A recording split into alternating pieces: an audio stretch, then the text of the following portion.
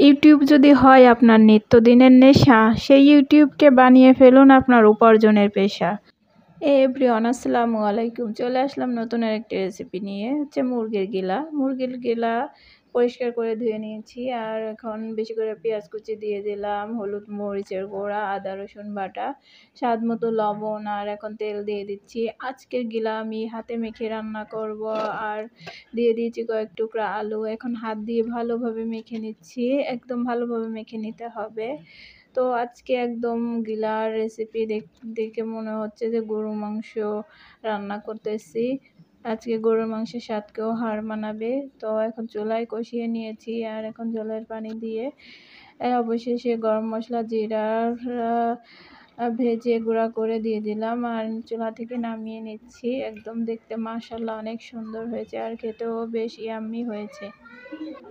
আজকের ভিডিওটি ভালো লাগলে লাইক কমেন্ট শেয়ার করবেন, আর যদি আমার চ্যানেলে নতুন হয়ে থাকেন তাহলে সাবস্ক্রাইব করে দেবেন।